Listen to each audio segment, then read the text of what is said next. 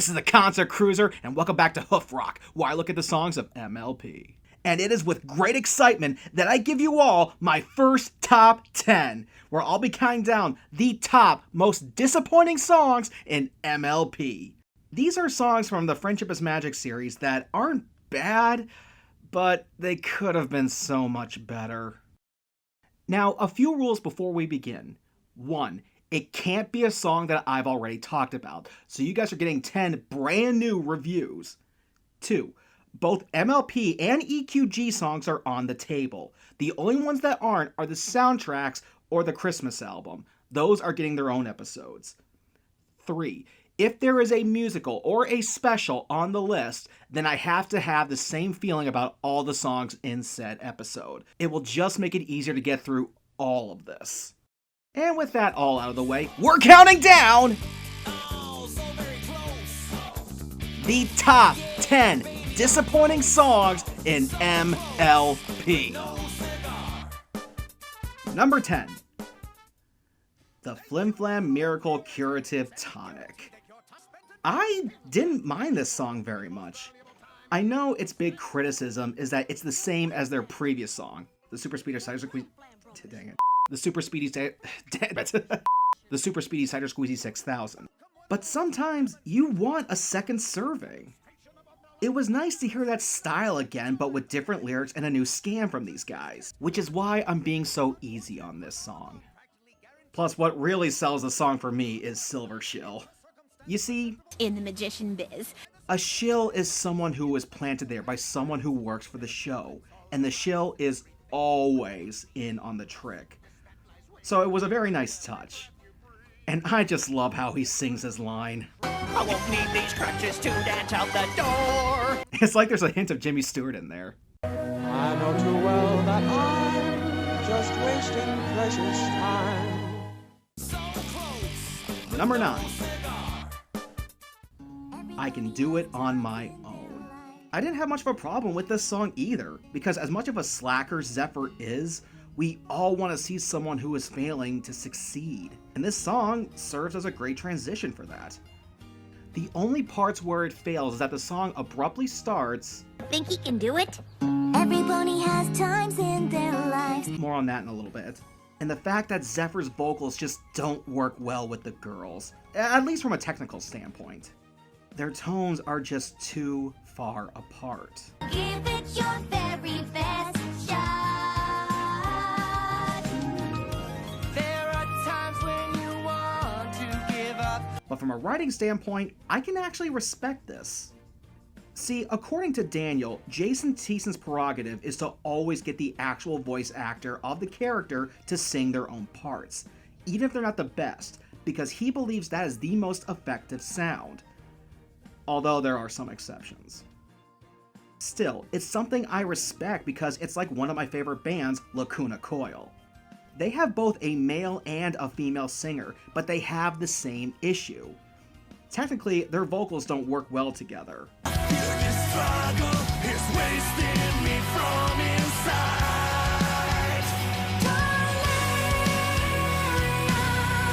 But they don't care. It's their band, they'll do what they want. Good for them. And if you guys want an example of how it's supposed to sound, here's Papa Roach with Maria Brink doing Gravity. See how similar their voices and their tones sound?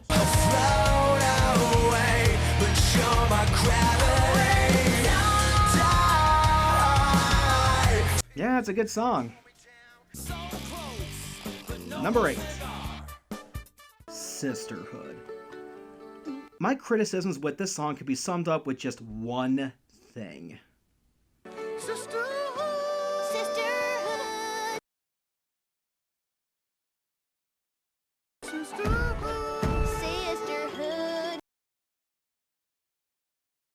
That happened, and we all let it happen. Yeah, it may work for the episode, but as a standalone song?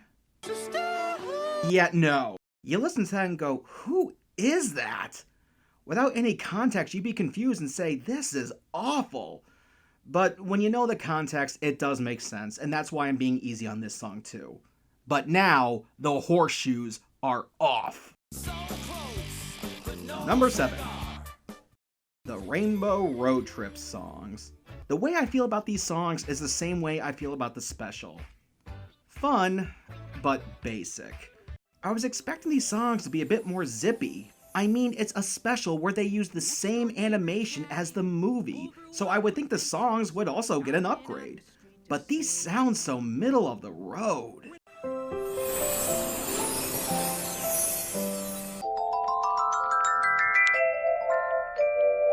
Plus, you would think there would be at least one road trip song in here. 100 bottles of pop on the wall. Doesn't count! And you can buck right off with that noise. Number 6. Get this show on the road. What got me excited about this was the title card. I mean, look at that! You got the hair sway taking up a good chunk of the picture, the punk rock lettering with the collage background, the guitar is going right off the picture, and as a bonus, the neck turns into the road. Seriously, whoever made this, pat yourself on the back, you know rock!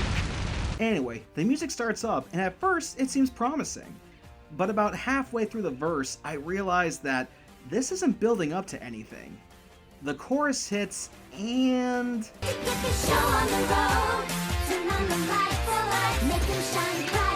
yeah, not much. No hard-hitting power chords, no EDM drop. They just harmonized the girls.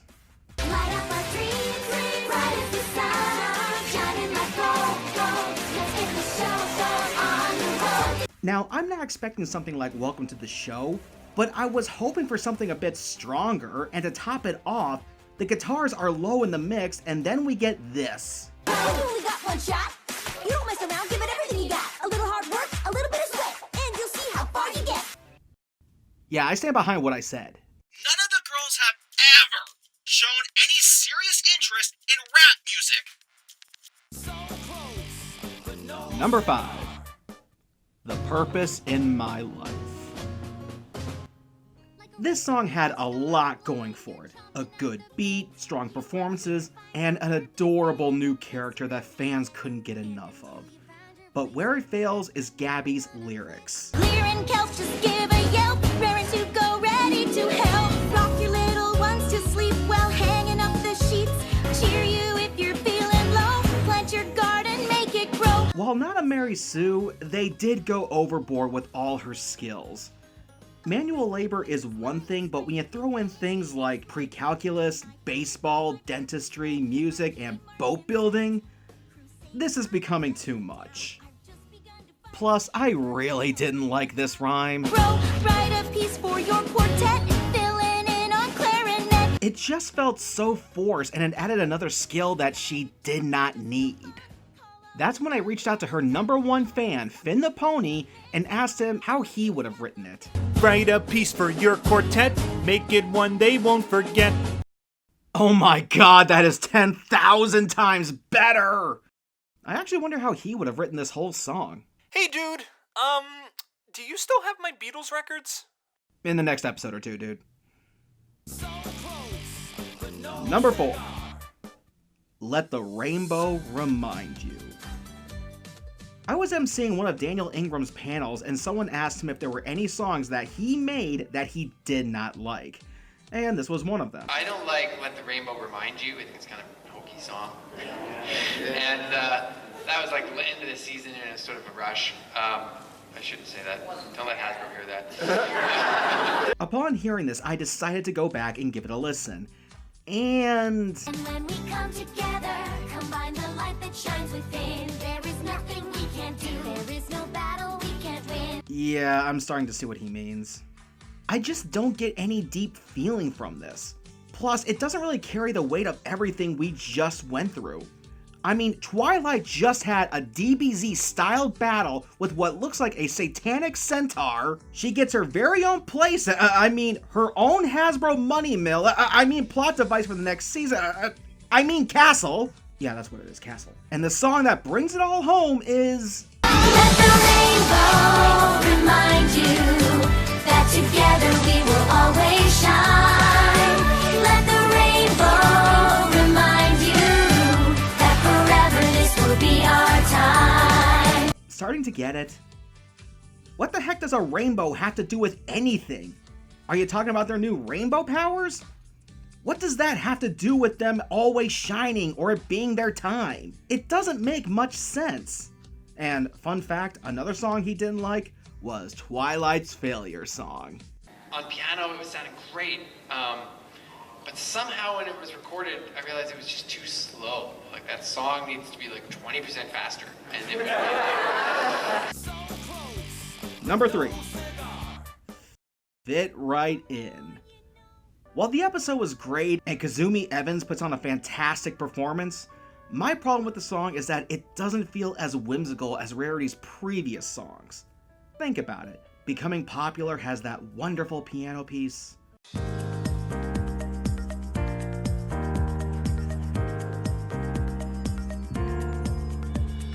Art of the Dress has that catchy mandolin. But this? There's more to a dance than just having fun. Not much. And I think one of the reasons why is because this song also abruptly starts. Normally when a song is about to start, there's a few seconds of silence from the characters, or at the very least a build-up to a number, so you can feel the music and get into the groove. And while you notice there's music queuing up in the background, the characters are still talking, and it's so distracting that you don't get to feel the music, and they just jump right into the song. You'll not want to stand out. You'll not want to fit in. Quite. And by the time we're through, it'll be like you've been going to pony dances your whole life. The more you know how things are done. And I think that may have hurt it overall. And it may be a bit too big sounding. Rarity always had a soft, subtle tone, but this has more gusto to it. Just like a Generosity. This town's too big and cold. While the song does have a horn section, it's played rather softly, but Fit Right In sounds a bit too powerful. Choose what you want to be and be it. Picture you to see and see it. I'm the magic guaranteed. You fit right in. It would be like if Rarity sang St. Elmo's Fire. I can see a new horizon underneath the blazing sky. I'll be where the eagles flying higher and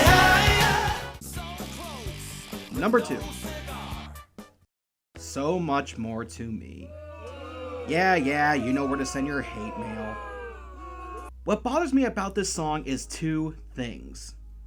This tiny little gap of silence in the chorus. And you will see there's so much more to me. Why? Because in the video, she's just staring at you like an episode of Dora the Explorer.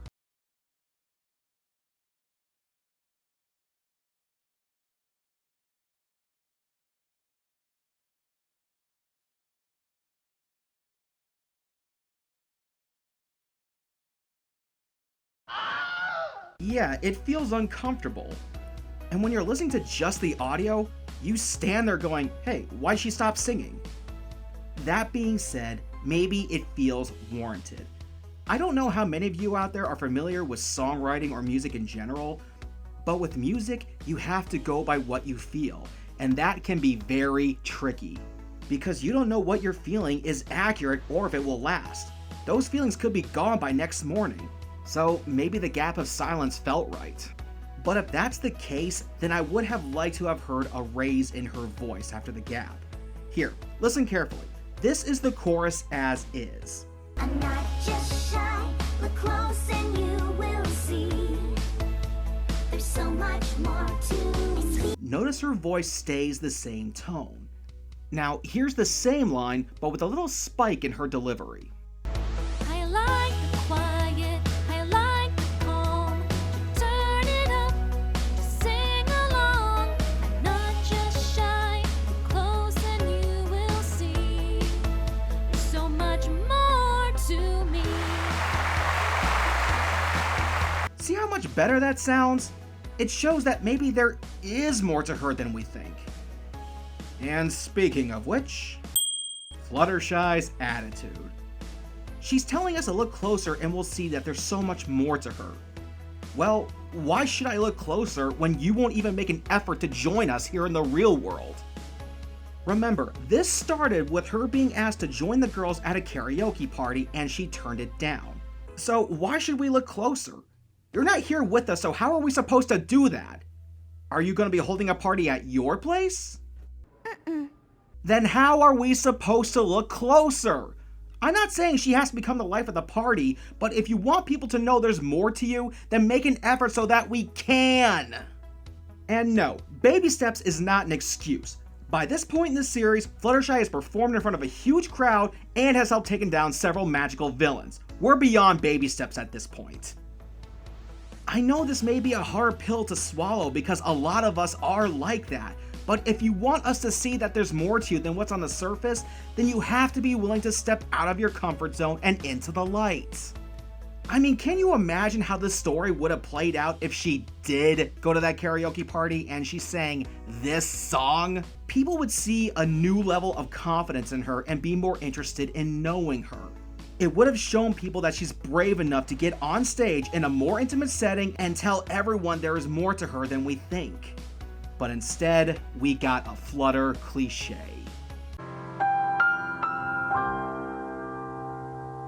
And before we get to my last pick, some dishonorable mentions. Find the Magic. My issue with this song stems from the fact that it's repetitive. I mean, when they repeat certain words or phrases. They do it 3 times. Did we lose the magic, magic, magic? Gotta find the passion, passion, passion. Let's find the magic. Let's find the magic.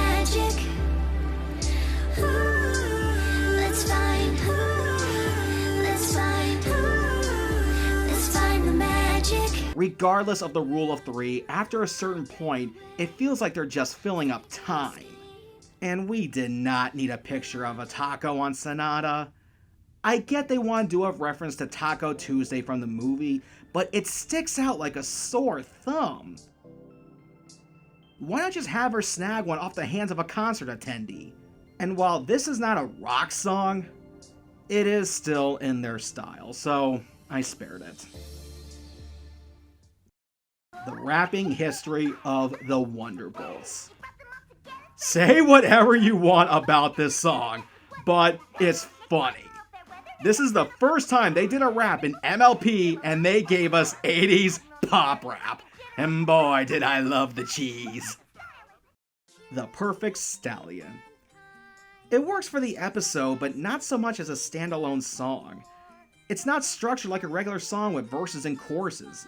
It sounds like they just sang lines. But it doesn't have Drag Max singing, so I spared it. Nope. Okay, you all waited long enough. Time for my top pick. Number 1. Let It Rain.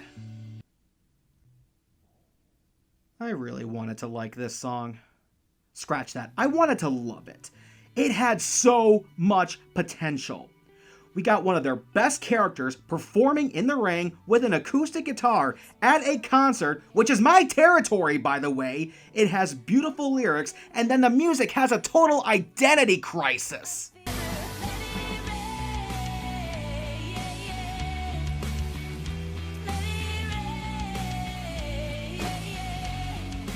This is trying so hard to be a straight up rock song.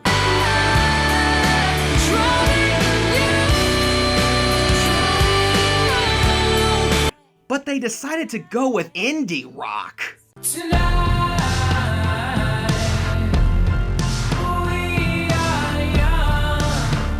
Which kinda works, but not as well as rock and roll. Watch what happens when we put some distorted power chords in there. Sometimes everything feels like it's just too much, but you gotta let it in, even if it's tough. No, it gets better, no, it gets better. Push through the weather,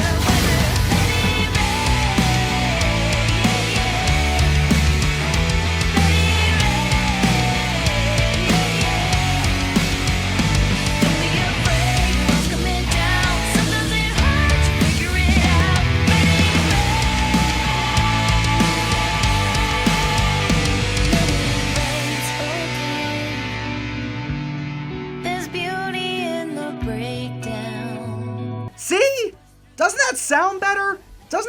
sound like it belongs there? Not that the acoustic guitar doesn't have its place, it does work for the verses, so why not just have the acoustic for the verse and the electric for the chorus? There is a happy medium here! As for the lyrics, like I said, they are beautiful. Whenever Sunset sings, be it solo or with the girls, she always has great lines. Be the legend you are meant to be. In these pages you'll last forever. And in this song, There's beauty in the breakdown. and there really is, be it in a relationship to what's going on in the world right now. Bad things will happen, regardless if you're a good person or not. How you deal with those bad things will show everyone whether or not you have learned and have grown as a person. That's the beauty of the breakdown. And if you want the power of your lyrics to be amplified, then you need the right sound to carry them. I mean, do you really think the Sound of Silence would have had the same impact if it was sung with heavy metal?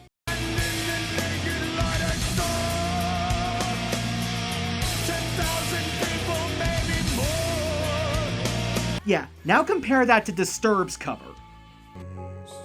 And in the naked light I saw 10,000 people, maybe more. See my point? This song would have been so much more powerful if they just went full on rock or full on acoustic. The song doesn't fit in both, or at the very least, not with this kind of balance between the two. But it feels like they were trying to follow the current trend in music, and it just didn't work the way that they thought. Hey, Hasbro!